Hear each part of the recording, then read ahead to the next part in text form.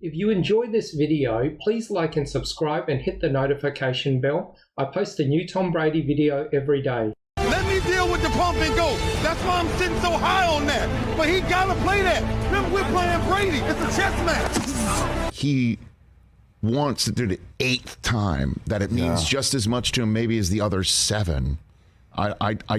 It's a rarity to have that ticking clock within your system. I would think. You know. Yeah, it's definitely rare. What was your biggest battle against Brady? You had so many of them. Yeah. What was it like going against Brady in a playoff game, Ray? Yeah, it was probably, for me and him, I think we had so much respect for each other because he understood the chess match. And the chess match was, I know what you're running. And what I'm telling you is, you may deliver the ball, but somebody's going to pay for that, right? And so, he said this thing on his interview a few months back, right? That when he actually competed against me, he knew that I knew. I think the one thing about football that's changed over the years, which I think is really hard for someone like me who's played a long time to watch, is like it's not being taught the right way. Like a quarterback should only throw the ball to certain places because your receiver is in danger of getting hit. For example, when I used to play against Ray Lewis, I wouldn't throw the ball to the middle of the field because he'd go after you and he would hit and we didn't always have the biggest receivers, but he would hit him and knock him out of the game. So he had to be careful where the ball was going. You know, me and Julian Edelman now, like we work together now, right? But Julian understood wherever that's a punishment.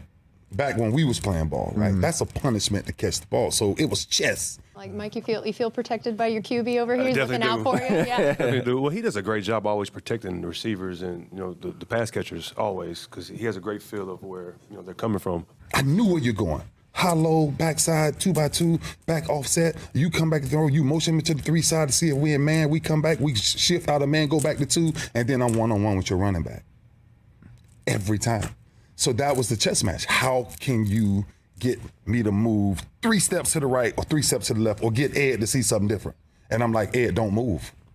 Trust me, he's right. Quarterback messes up, doesn't see the blitzer, or the line screws up. I don't know what happened. The quarterback or the line on offense, the defensive player comes in and hits him hard, and they throw a flag on the defense.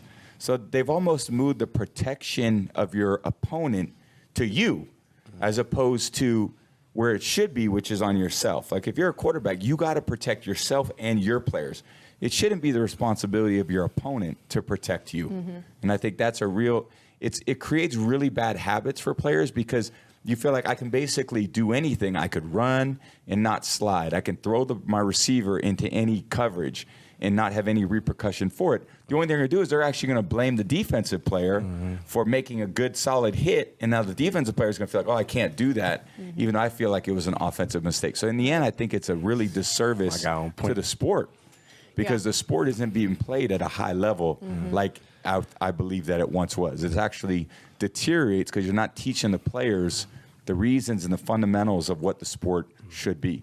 And so that chess match between me, him, it was probably one of the most classic things ever never noticed because it was in the small changes that you had to know what we both were doing. Yeah, it's one of the greatest battles that I used to stay up really late for and look at film enough to say, somebody gonna get knocked out because I know he gonna throw it. And so that was my thing. My thing was he will throw it, but there's a delivery that comes with that. And that's what I think what made us so competitive against each other is we knew how good they were. I think I process a lot of information really quickly, and the more you give me, the better I usually perform. But let me tell you somebody that you're dealing with, somebody that I dealt with many a times. For almost 10 days, he got a click in his hand, and he's clicking. He's clicking. He's clicking. Yep. To find where your weakness is. Yep. I watch tape all day Monday, all day Tuesday. Wednesday we practice, Thursday we practice, Friday we practice, and I come home and I watch film. Then Saturday before the game I watch film, and then Sunday morning I watch film. If you want to perform at the highest level, then you've got to prepare at the highest level. All those binders is just logs of information. You'd think we were like launching rockets. Best on go routes, stiff and off balance. We're in transition. We took advantage of all those things. Running and lifting has been much harder to develop than this. This has kind of been in me. It's one thing to analyze data, and then it's another to apply it. When you finally go up against competition, you're kind of faced with reality. And if you, Kevin, are not sitting down clicking like he clicking, if he clicking 5 hours and you clicking 1, you ain't winning this battle. See, this is a chess player.